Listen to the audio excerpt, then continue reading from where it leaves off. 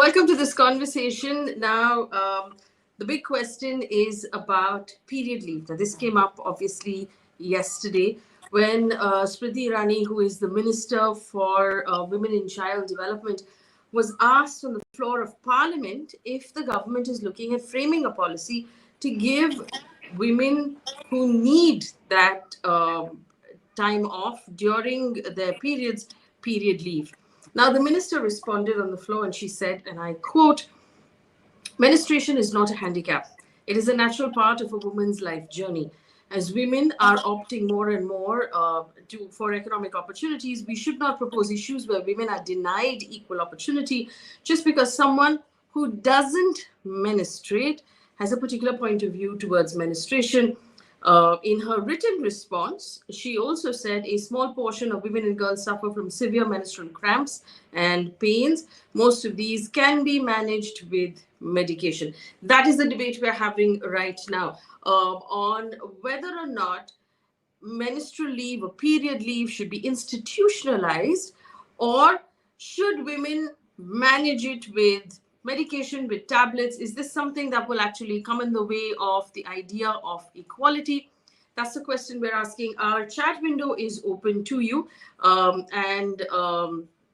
you can let us know what you think as we continue this conversation right now. I welcome our live viewers, but let me also introduce our guest. Rituparna Chaterjee is Deputy Editor Asia.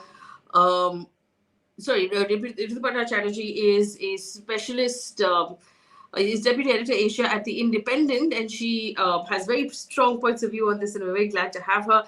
Dr. Kiran Coelho will be joining us. She's a gynecologist. She's one of India's leading gynecologists.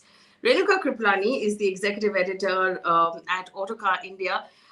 She's a race car driver who has never taken no for an answer, and has also a very specific point of view. And we will have a couple of strong entrepreneurs who run their own businesses join us, as well as women who plan out this entire sort of their HR, and they plan out their policies. I want to start off with Renuka, if I may. Renuka, do you believe that period leave should be institutionalized? I think we've had this conversation before once, Faye, and you know my opinion on it. I think you may be on mute, Renuka. We can't hear you. Yes, I've unmuted, but I think you guys have put me on mute. I've unmuted. Is that... I think everybody's on mute. You're audible. Yeah, I'm audible, yeah. Can you hear me now, Faye? I think Faye can't hear us, though we can hear each other. Faye can't hear us for some reason. Come here. Hello, can you hear me, Faye? Hear you now. Go ahead. Faye, can you hear all of us now? Faye, can you hear me? I think we can all hear each other, like Renuka said. Yeah, all right. Except for Faye. Yeah. Hey, by the way, big beetroot fan. I love catching up on news in the morning, like snapshots from beetroot. It's super compared to... I'm a Faye fan forever. She's like the it girl for me. I think she's joining us. She'll rejoin us in a minute. Yeah. Of technology. I'm back. I'm sorry to hear. I'm sorry to have had that issue. No worries. Can you hear us now? Yes. I can hear you now. Also, to our audience joining us, Dr. Kiran Coelho, like I told you, one of India's foremost gynecologists, and Srividhya Ramarathnam, who's a founder of a company called Fintech, but she has a wide range of experience across various sectors in heading businesses. But I'm going to go back to Renuka. Renuka was telling us your point of view on whether you believe, Renuka, that period leave should be institutionalized. Faye, we spoke about this once before, I think, and my opinion still remains the same. I don't think, in the fight for equality, I think women ask for special spaces and then expect to be treated equal. So I don't think that it's necessary to have a special space for period leave. Like you said, there is the option of medication. There is the option of taking sick leave. I understand that some women have it really bad and that it's not easy to be, present and available and fully at your 100% when you are feeling debilitated. So there is sick leave. Every organization offers sick leave to their staff, and I think, yeah, you're entitled to take that sick leave on a day that you may feel that I cannot be my 100%. So I think it's not like there is no option for women. Why do we want to create a special space for it, have a special area, and then say, okay, treat us as equal? So I've always seen it like that. I haven't had it easy with periods. When I'm talking about this, I don't want people to feel like I'm coming from a place that's very easy. I've also gone through cramps. I've also gone through miserable times, like when I've been rallying and racing. In those days, and I'm being completely open about this, tampons, tampax wasn't a thing. And, to wear a pad, be bouncing around in a rally car wasn't the easiest of circumstances. It was tough on me, and I was embarrassed because I was in a bunch of boys who probably wouldn't get this problem. But look, I chose to put myself in a space that's different. So I had to figure out my own problems, deal with them my own way, and move on. And I think that's just the way I view it. I firmly believe that creating special areas, creating special spaces for ourselves, and then being expected to be treated as equal is just not on. In fact, Renuka, I want to point out, Raki in our chat window has just said, if, someone has, say, endometriosis, something that causes terrible pain every month, cannot move for that one day, takes a day off every month, that's your 12 days of sick leave gone. And then what happens if you need to have surgery, or you need to, you fracture your arm and you actually need more time off? And that's a sort of interesting question, because you only get about 12 days of sick leave in a year, and you'd wind up exhausting all of that on your periods if your periods. So let me tell you, my daughter also has this problem. She does. She really, really gets it very, very badly. And one day in a month, like this lady is saying, is terrible for her. We managed to control it a lot with medication. So it has made her at least, mobile and able to be present. She may not be her 100% on that day, but it has been managed with medication. I do understand that, look, there are extenuating circumstances in everybody's life for certain reasons. There are people that get very, very sick for other reasons, and they exhaust all their sick leave because maybe they have to go through chemo, maybe they have certain other things. So people learn to deal with the challenges in their lives in different ways. It's not ever going to be an equal playing field for every kind of circumstance in life.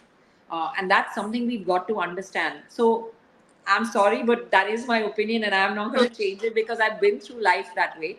And I don't see it as any different. I understand that there is always going to be exceptions to every rule. But you can't expect a space and a cubicle to be built for every exception. Okay, let me bring in Rituparna. Rituparna, go ahead.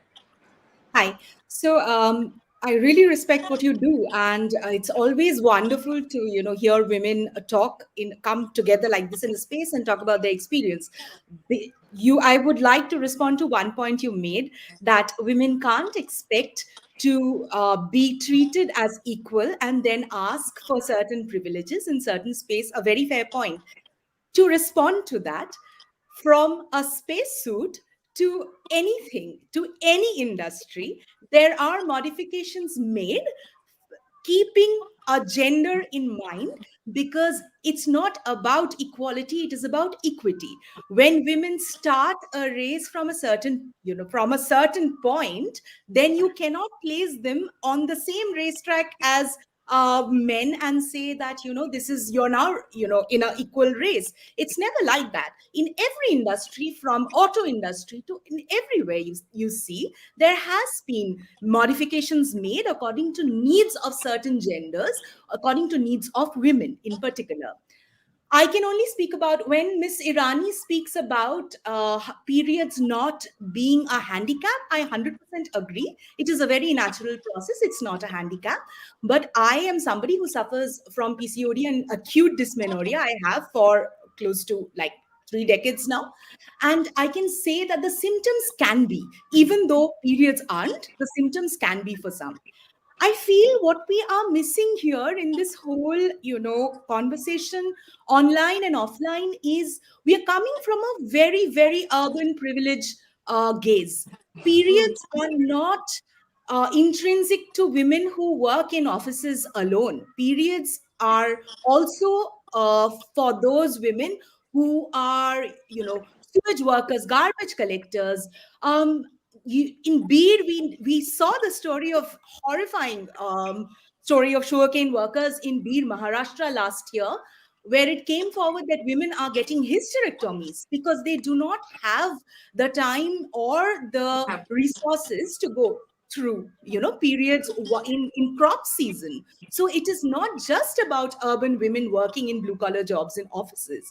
When you make a playing field equal Rituparna, for your argument is that if it were institutionalized in some way, then women across the board would have access to it, and not just those who work for cool startups who are able to bring it. that is the idea. That is the point. That is the point. If you make it, see, you started your conversation, Faye, with are you for or against it? I'm absolutely for it because this is a need. This is already being institutionalized in many countries of the world. Spain has started period leave last year. They have a working model. It's not just, 2 days of holiday or vacation every month. There are checks and balances that a solid policy will see through. So all of that is there, and I'm Okay, definitely. so I a very, very valid point, and this is something that I agree with as well. Policy doesn't have to be so ham-handed that it is 12 extra leaves for all women. Maybe there could be a doctor's certificate involved that says that, hey, this person suffers from conditions that might require extra attention. Maybe work from home, maybe half-day work from home, some sort of understanding where you're not forced to pretend like nothing's happening when something is happening. Let me bring in Dr. Kiran Coelho. We also have Shivam Roy, who says, I have a question for you. Would institutionalizing a small policy like work from home make a difference? Of course it would. Dr. Coelho, the last time we spoke, and you and Renuka were on this conversation, you said that it can be handled with medication. The question is, should there be a need to pop a pill and pretend like nothing is happening when something is? No, I tend to agree with Rituparna here. Women have to have equity at their workplace and they have to be treated separately. Do you know that women do get maternity leave? They do get breastfeeding leave and 5 months for proper breastfeeding. So therefore, and we know that 50% of women do have menstrual pain and dysmenorrhea, out of which only 20% have very severe dysmenorrhea. But let us break into two pairs, as Rituparna mentioned, urban women in offices and rural women or women in 2 tier, 3 tier who have, work in like fields, etc. Now, women at the workplace and in urban areas, there is a peculiarity now with lifestyle diseases that the rate of dysmenorrhea, severe dysmenorrhea, is going up tremendously because women are getting married later. They are waiting for a long time to have their babies, and as a result of which they are prone to get PCOD, endometriosis, ovarian cysts, and also fibroids in the uterus. All these conditions result in severe dysmenorrhia. So therefore, they do require to have menstrual leave. And I am all for it, Faye. I have, you may give it in the form of maybe work from home. You may give half-day leave. It's not necessary for doctor's certificate. But I think, it will benefit both the employers and the employees because then you are seen to be very sensitive to women. You're progressive. It's you are promoting the health and well-being of your workers, be it male or female. At this point, it's a female. There will be reduced absenteeism because otherwise these poor girls will have to take leave every month. But if they are given the leave and they can use it, and as you made a very valid point, there are only 12 days in the year for sick leave. And then what happens? They exhaust. Of course, you can limit. You can give it to them, but limit. Maybe say, maybe 1 day in a month. So at the end of 3 months, okay, 3 days or 4 days. Most countries have that. There's a limit to the amount of leave that you can take.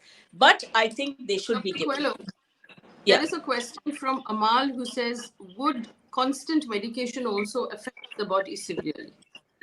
Well, it's not constant medication at all. It's medication for just those 2 days.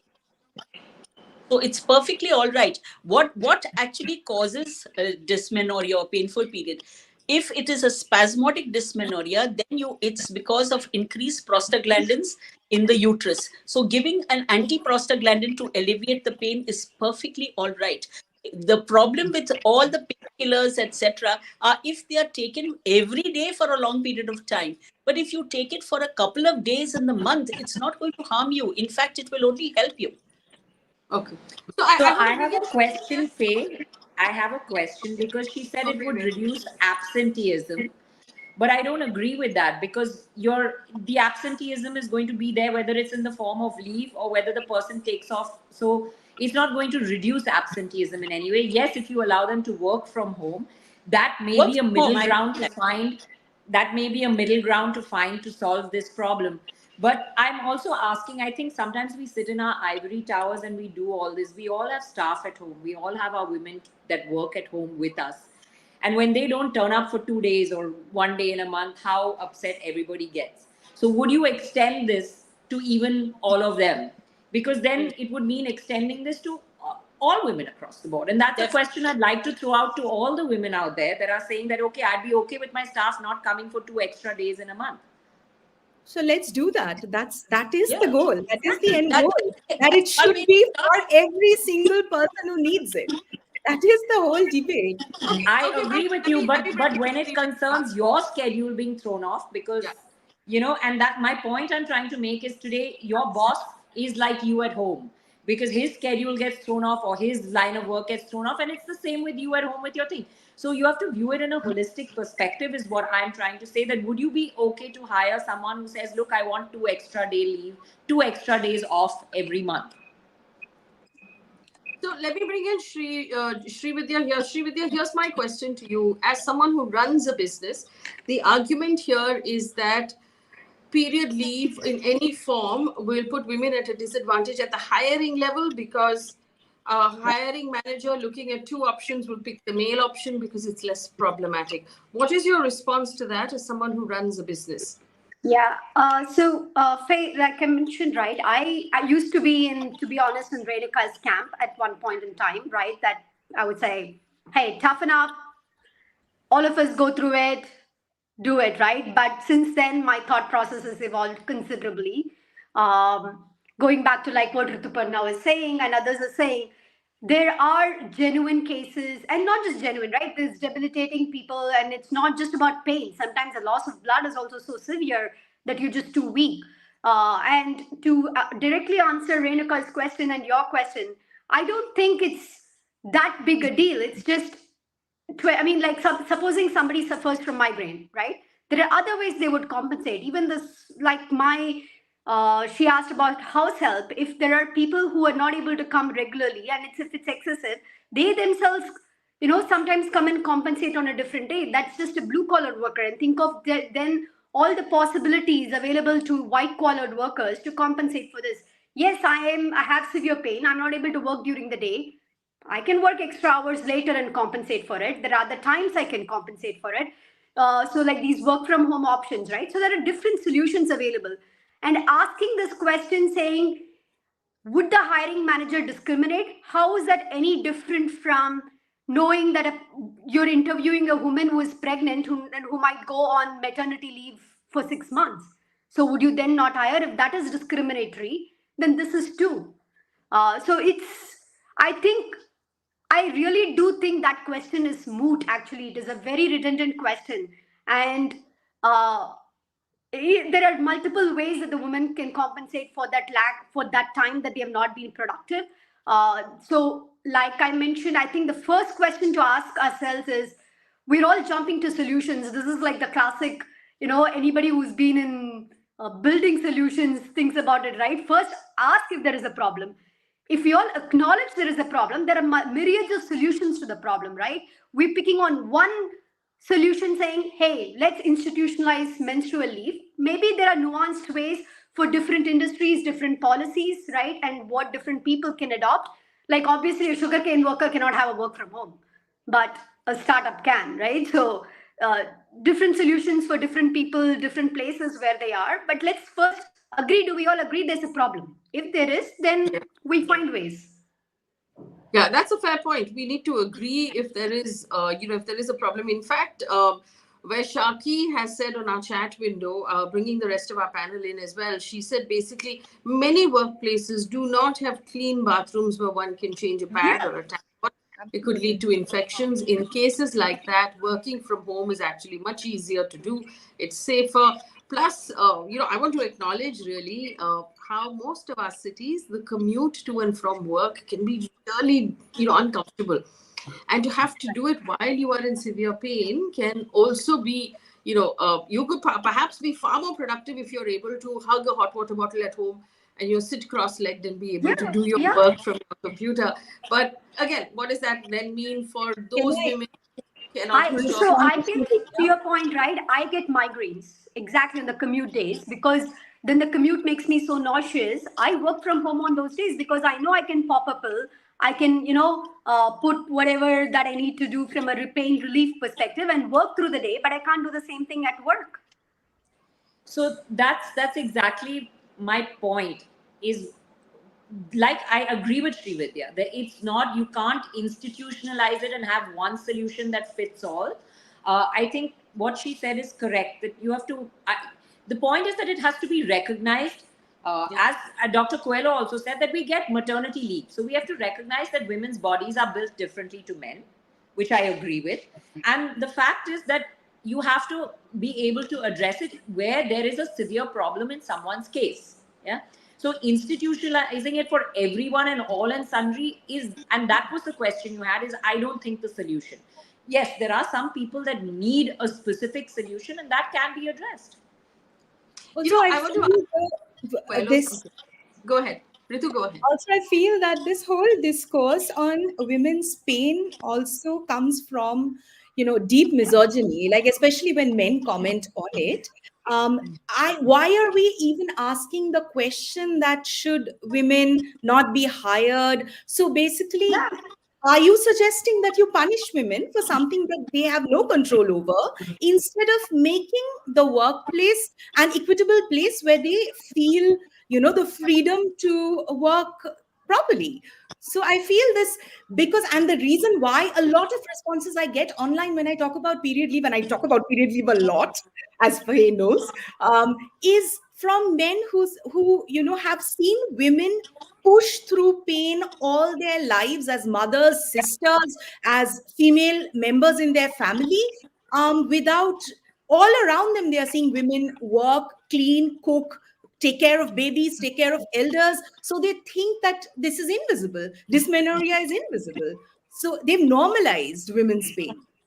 So I have a question to put before the panel, and maybe Srividhya would want to tackle this. Arsh Bhatia has said, and I'm quoting, as a startup founder, I can assure that the reality is very different. Startups do not employ girls.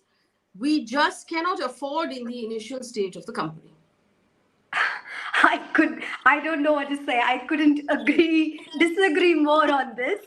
I ran a startup, and within even our operations areas, most of the people were women. In fact, the customers like talking to women because they feel, especially I ran a Fintech startup, primarily targeted blue-collar workers. They come across as more empathetic.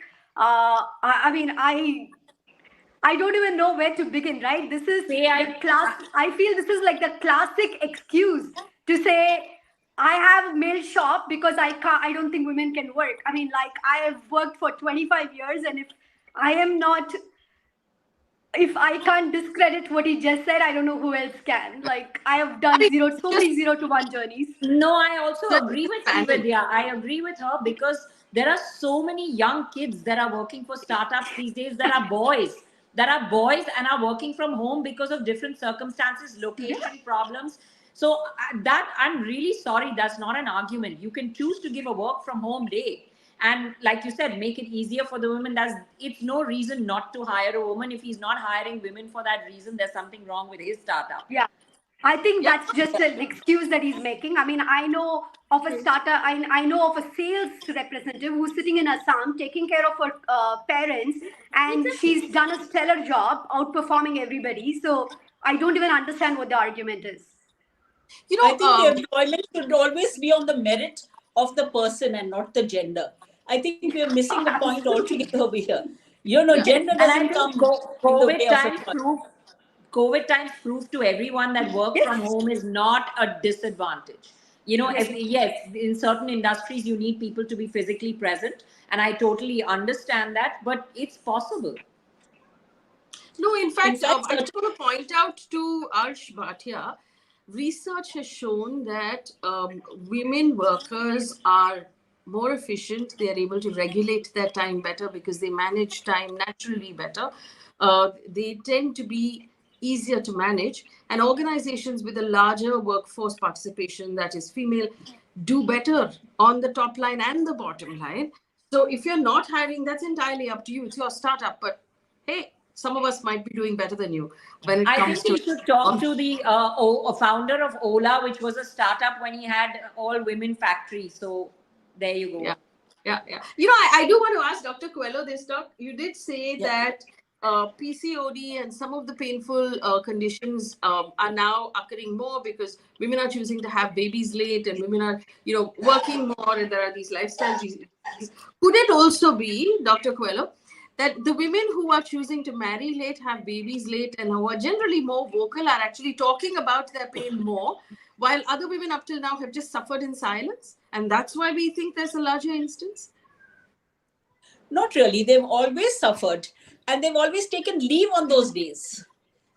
So if they're going to suffer, they suffer doubly, if you ask me, because not only are they suffering the pain, but they're suffering loss of leave and loss of wages. So why don't you help them by giving them their wages and giving them a legitimate reason, and legitimate leave, which is due to them because of their physiology. Also guilt free. I Yeah. can I can count how And many also, times I've had to and take also leave because of. Yeah. and also even in the workplace there will be less stigma, less on the woman who's having her periods, because if you really know, in the rural areas and still in many communities, women, when they have their periods, they are delegated, they are not allowed to enter the kitchen. Some of them actually have to stay in an outhouse, and this happens way even today in well educated households. I can tell you, I'm a gynecologist. So, this sort of mindset has to go, and it will go. You give them leave, you're acknowledging that women have their periods. So that will help actually to reduce the stigma, not increase it. Yeah, just I'm reminded of a story that we've all read about the fact that crash test dummies were always built to the male, sort of physiology. And it's only as recently as a couple of years ago, we've started testing safety for cars for women who have different bodies, and using, dummies that are shaped like women, because car safety was never tested for us. Could it also be, I mean, and this is my wishful thinking personally, that workspaces and work policies were designed for men because that's what workspaces were? They're now different, and we need to start acknowledging that women have different bodies. Our bodies run on a monthly cycle. We have a different kind of pain. We need a different kind of support. And if we truly want to be a country that employs a large number of women, which is what we need to do if we want to be Vishwaguru, we're going to have to acknowledge that women are different from men. Renuka? I completely agree. And see, a lot of points that have been made are very, very valid on this show. I think, for one, if you made the workplace more hygienic, if you made, the toilets more usable and more friendly to women who have their periods, that would resolve maybe half the issues. Yes. I think sometimes a lot of women just don't feel comfortable going to work because the level of hygiene in toilets, and I know my daughter faced this. My daughter has faced this at the first place that she started working at in India. She was just shocked with the level of hygiene that there was available in the loo. And she said that I don't want to go to work on these days because it doesn't matter if my pay gets cut, doesn't matter if I have to take leave, but it's just not even hygienic. So I think we can begin with small changes. We can make those changes, and if someone has a genuine case of dysmenorrhea or PCOD, they can bring in that certificate to office, and I'm sure that the higher ups understand that this is a physiological problem that exists across the board. And if they are allowed to take those extra days, if someone has a genuine medical issue, it can be stated at the outset. So I think there are ways to deal with this, which is where I agree with Srividhya. I'm just against making it a special category and again categorizing women in a certain way and making it all permeating. I do think that there are certain cases where this is very, very valid, and you do need to make a special case for those people that have a genuine problem. So we have a question from Zoya Aziz, who says, I mean, this is going back again, do you think that recruiters would be inclined to avoid hiring women if the government implements this law, taking into account the influence of maternity leave? And this was a conversation that came up. I remember it when the government brought in 6 months maternity leave as opposed to 3. It was until they say, oh my God, this is terrible. Nobody's ever going to hire women. I don't think that is the case anymore. I think everybody has sort of figured out how to live with it. Also, let's be honest, we're giving birth to human babies, and human babies take 6 months to, with their mother. You can't, it's actually physical. You cannot separate them before that. It's just too hard. And it's also for breastfeeding, to promote breastfeeding, Faye. That was how the 6 months came on, because otherwise they'd have to wean their babies within 3 months. So that 6 months, it was extended mainly for breastfeeding, which is the best for babies. Yeah, so and there is only one classic country in the Western world which thinks you should have babies but shouldn't get maternity leave, and we all know who we're talking about. So everybody else, I think, so they want their cake and want to have to eat it too, but I don't think that's possible. Devika Subramaniam says, even workplaces that are dominated with women do not have period leave. I used to work in a big school where 90% of the teachers were women, but it was not an understanding place to work. And I think that that's an unfortunate thing. I want to ask Dr. Coelho, because you started your career in the early 80s when you were a surgical intern, working 4 straight days without any sleep. What was it like back then, Doc? Oh, well, back then we just lumped it, we just worked through. I worked in Vadia maternity. I remember at the age of 24, I'm talking about 43 years ago, 7 days continuously without sleep, delivering thousands of municipal hospital babies. And, I never really saw my husband or my children. My daughter grew up by herself. We worked very hard.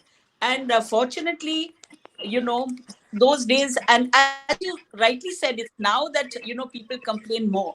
There, somehow you managed, you took a painkiller and then you worked. But then ours was, I'm a gynecologist. So gynecologists, will treat themselves and continue with their work. But the perception of, in those, I'm talking about more and more women are in the work. That's another reason for why leave should be given for dysmenorrhea, is because, say, in the 80s, fewer women were working. Now, almost, I would say, it's a rise of women in the workplace. So more and more women are working. They should be given that dignity of leave when they have menstrual abnormality. And we know that severe dysmenorrhea. But as I said earlier, it's about 50%. Most women can manage. It's for those 20% that really suffer that we should. And hygiene at workplace, that of course is another big problem. And as you mentioned, traffic. If you get caught in a traffic and you can't even go to the toilet, and when you have your periods, you have to go frequently to pass urine. You need one of those Japanese contraptions, the pee cup. I wish someone would invent it here, Faye. It's like, you have a menstrual cup, but you should have the pee cup, where you just put the pee cup and then it goes into a little bag, the urine, and then you just roll it up and throw it out. That would be such a wonderful thing. Besides, another thing, of course, Well, we seem to have lost that connection, but we'll try and get Dr. Coelho back. Fundamentally acknowledging that as we have more and more women in workspace, not only do we need cleaner bathrooms, access to bathrooms. If I were to set this up right now, this is what I would do. I would have a easy to approach, maybe HR manager who women can go to, even if you don't want, you're not comfortable talking to, your immediate manager, whether that person is male or female, go to the HR person with your doctor's certificate if necessary, say, hey, these are the conditions I suffer from. I need to be given this extra time. and work out a policy that works for you. Maybe you prefer working from home. Maybe you prefer to be able to reach a little late on those days, leave a little early, whatever the case may be. So that there is that ability to work out a structure that increases your productivity, where you are still able to contribute, but you're not having to put your body through more pain. We're getting a lot of questions. Shobia says, whenever someone takes sick leave, they always come back getting the pending job done. So if a woman takes period leave, she's going to have to come back and get the job done. There's no impact on productivity. Srividhya, you want to respond to that? Sorry, I didn't catch the question. There was You, up a little you bit. broke up a bit. Yeah. No, so the question is that of productivity and how we can maintain productivity even if we institutionalize these leaves.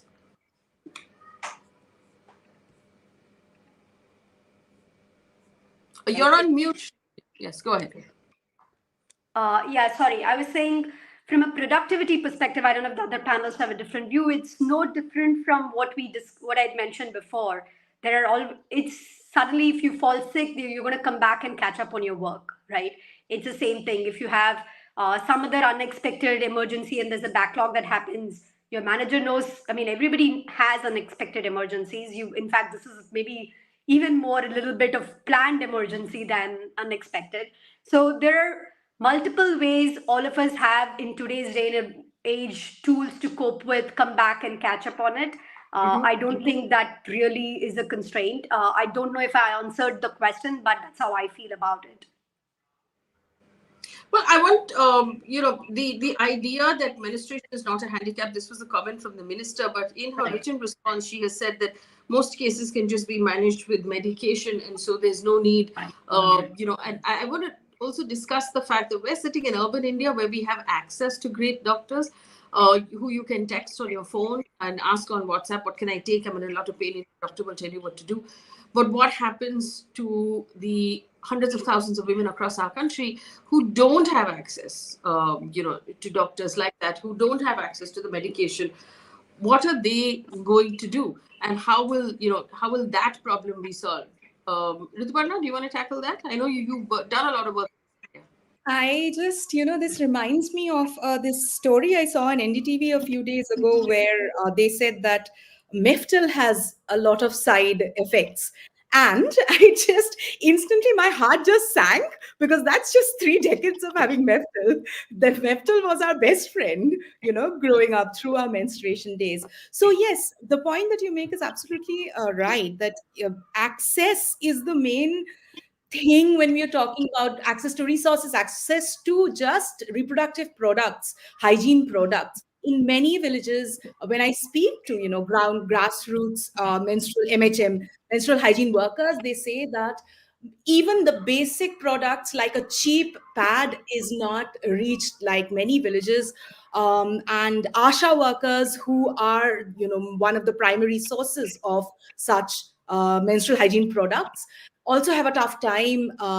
In fact, interestingly, I did a story once where I spoke to ASHA workers and they themselves said that those days of walking on foot from village to village kills us, those first 2 days.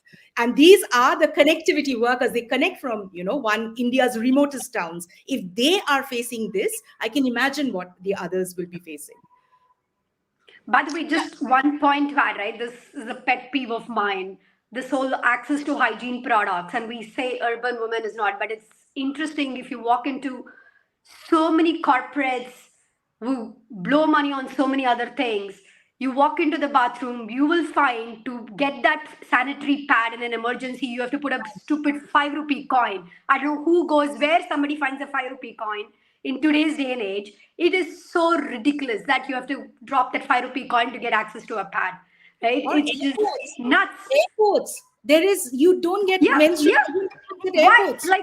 They charge you so much as a user fee to enter. You can't forgive 5 rupees pad. It's one of my most annoying things that I keep writing to every HR and every company that I've been there, including my workspaces that I was in. It's just, and the logic that people would just take these pads and go home is just so demeaning. Can No, I, this is, can I address I the love that question to argument. Take the Srividhya? pad, Uh, go home and do what with it? It can only be used for one. It's just mind blowing. I'm telling you, it's just crazy. Like I could walk away with 5 ball pens rather than a pad. Okay, like seriously. I want to ask you, especially Srividhya, because you are an entrepreneur. So have you ever got the question of misuse? Like a lot of this Yeah. mistrust also comes from the fear that women will misuse these leaves. Do you ever, have ever faced that, or any of I you for that matter? I honestly don't think so, right? It's no different from any other leave, any other excuse that anybody makes. And fun, in fact, you can ask that question in a corporate. I don't think you ask that question in a startup, honestly, because in a startup, fundamental relationship with your employees starts with trust, right? Yeah. You don't have so many controls that you have in corporates in place. Not just from a leave perspective, in so many other dimensions, right? So if you can't trust those employees, then you at the heart of it, the startup breaks down. Yeah. No, and it's very true. See, I just want to point out, uh, not only do women experience different levels of pain thresholds are different. Some people are not able to tolerate pain as well as others. So you can actually never fully know how much pain that other person is experiencing or make that judgment on your own. So Renuka, go ahead. here's my question, Faye. Srividhya said that she faces migraine. There's a large instance of people facing migraine in our country. And when I know when someone has a migraine, it's debilitating. Yeah, I have a colleague of ours, and she faces it really, really badly. On the day she has a migraine, you can tell that she's just not completely able to be herself. But we understand it, and because it's a visible, clear, okay, you can see that, you make allowances for it. So my question is here is again the same thing. That is a question of understanding, instead of making it an all, pervading, we need to make a separate issue for women. Understand that there are some women, like someone who has a migraine, that goes through a very bad time during their period, and make exceptions in those cases, and understand that it is a medical condition. I think that's where we need to make the difference, instead of again compartmentalizing women and saying, okay, they'll have 3 extra days of leave versus men who will have 3 less days of leave. I think that's where I have the objection. That's where I see the objection. Stop making it little compartments for us. Understand that there are physiological differences, like there would be in someone's case who has migraine. Yeah, and it's the same question with mental health days. There was this whole thing of, oh, will people misuse mental health days? Now, as a manager, you will know if there is a member on your team who's going through something that is exceptional, that is different, that requires more care. And if you don't, you're a bad manager. Do better and earn the trust of your teammates to come and tell you, what they're going through and why they need that extra help. But I do want to ask the panel this, and to all of you. When the minister on the floor of parliament asks or makes a statement saying, hey, menstruation is not handicap, we don't need extra treatment, stop putting us in the box, you don't have a uterus, you cannot have an opinion, I have a uterus, I'm speaking for all women. Does that set us back, or does that make us more powerful? Dr. Coelho, go ahead. We can't hear you, Doc.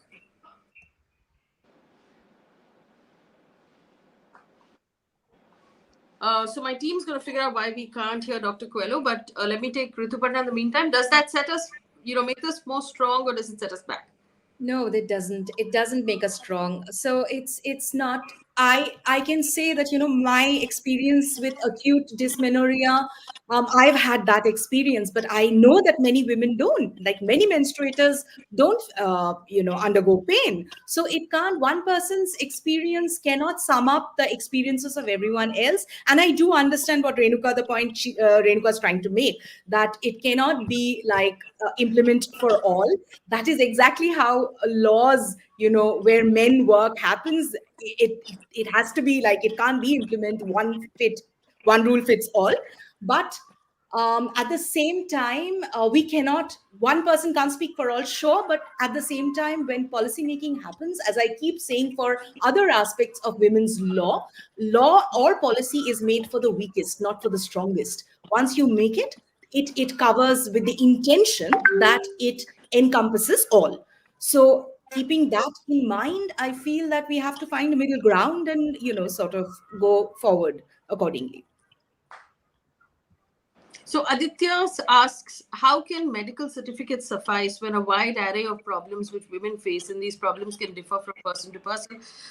Because a lot of times your manager doesn't understand those problems, and you need your doctor to sort of explain that this is the kind of care or this is the kind of accommodation this person is going to need. Dr. Coelho, coming back to the point that you were making, or I was asking you about, when the minister on the floor of the parliament says menstruation is not a handicap, we don't need special treatment, do you believe that makes us stronger, or will it work against women in workplaces?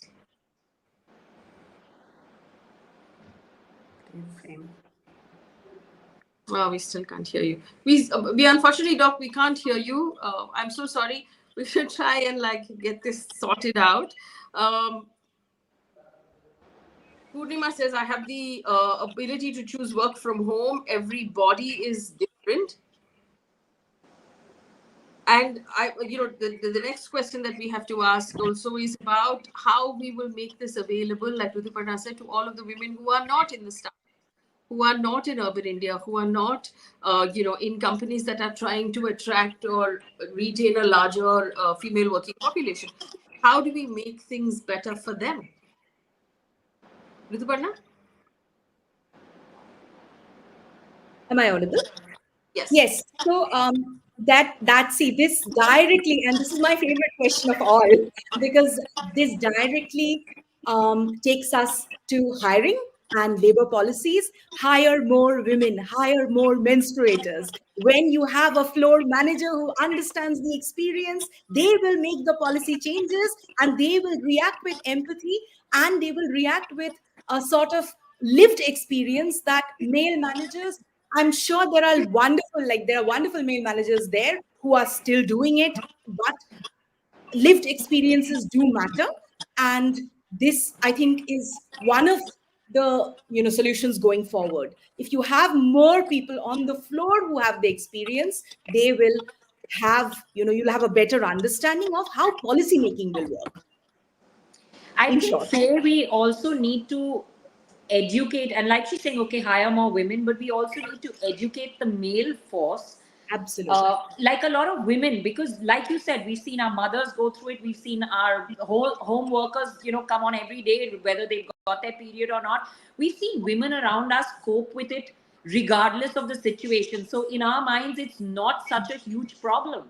And I think we need to educate people. We need to educate whether they're men or women, that look, some people have this problem that is, and I'll tell you from personal experience, like when my daughter first faced it, I was like, it's not that bad. Stop making a big issue out of it. So until the doctor explained it to me very, very clearly that, look, you had it different. For her, it's just imagine XYZ situation or your labor situation, it's that kind of pain. And that's when it was put into perspective for me. So I think we need to put it into perspective to people. We need to educate the hiring force that, look, this is a genuine problem and it is a very serious problem. It is not something, in fact, that is being used as an excuse. I want to take this back to Rituparna. You said hire more women, that's the solution. But our woman and child minister is a woman. No, that's one of the solutions. That's one of the solutions. Diversity and inclusion matters. Diversity, when you have diverse experiences, one of the main problems of capitalist spaces is that it does not account for diverse experiences, diverse work experiences, diverse lived experiences. So if you need to have people with lived experiences, of course, there will be women. Even right now, there are many women who have a contrarian opinion. They may have been going through the same experiences, but their opinion may differ. So that's fine. But if you have more women on the floor making policies, there is a slightly greater chance that you will have policy which are conducive to women. I think what she might have said is, don't treat all period as a handicap, but understand that there are issues to be dealt with. Maybe that would have been a better way to put it. Sure. So I want you to ask Dr. Coelho about how bad the pain could possibly be for those people who are asking how bad it is, but we're still trying to figure out her audio. I know we still can't hear you, unfortunately, and I don't know why that is. But we will do a separate conversation with Dr. Coelho because now we're running out of time. I just want to put in conclusion, while I thank our panelists for taking part in this conversation, it was a really important conversation. We've answered many of the questions, that have popped up on our window as well, because the fundamental issue here is an increase in productivity. We want to find ways in which women who are working can be more productive on those days, especially when they're in pain. So in conclusion, the argument is this, and this is my take on it. And I feel that, normally I don't give out my opinion, but I feel that in this case, I want to. A lot of the questions are about misuse, right? So we're talking about period leave. A lot of people are, first of all, saying, what happens if someone misuses the period leave? And I feel that this is also the argument when we talk about mental health days. This was also the argument, when we talked about rape laws, that, there are some women who lie about it. But we cannot base our system, our structure, for bad actors or for people who will misuse. We need to base our structure on the trustworthy people who you want to encourage, on the trustworthy people who are there with their productivity, earning your trust on a daily basis, who are suffering in silence because there is no space created for them to be open about what they're going through. I genuinely believe that we do have workspaces and work policies that were designed for workplaces that were majority male. That's not the case anymore. We have more and more women in the workplace. Women are different. We have bodies that function on a monthly cycle. Some women, not all, some women go through excruciating pain that keeps them from getting out of bed once a month. And there has to be a system that understands that better. And I mean across the board, from the cool startup to those who are working in construction sites. There has to be a structure which allows them an easier day, a more accommodative day, a day when they can continue to contribute, or maybe just take the day off if they're going through terrible pain. Now, will that put them at a disadvantage during hiring? This was also a question that came up when maternity leave was extended to 6 months. But the truth is, we're human beings. And as we move towards a more productive civil society, it's important for us to acknowledge each other's pain and to acknowledge what we go through as human beings. The fact that there are some women, a percentage of women, not all, that go through a lot of pain is something that needs to be acknowledged. We need to find ways to help them be more productive. If there are managers who are going to choose not to hire women, managers are bigoted. They're wrong. And they're going to be hurting their companies by shutting out talent that will actually help them perform better. Look up the numbers, look up the research. Organizations with a larger performance and a larger workforce of women perform better on all counts. They are actually more efficient. They improve your top line, they improve your bottom line, they manage their time better. They are better managers as well. Take a look at the research. If you have a manager who is sitting at a table hiring men instead of women, he's hurting the organization that he is working for. He is the person we should be asking questions about, and not the women in the workforce. If there's someone who's a bad actor, someone who's misusing leave, that tends to be gender agnostic. Well, that person's a bad worker, and you should actually, that should impact their appraisal at the end of the year, but it should not be generalized to all women. And I genuinely believe that if someone has a mental health issue, if someone has severe migraines, if someone needs extra time, we should reach a point where we can have that conversation with our managers. Managers should reach a point where you create open spaces where people can talk about it. I do hope that this moves us towards a more welcoming workspace in India for all of us. Thank you for watching.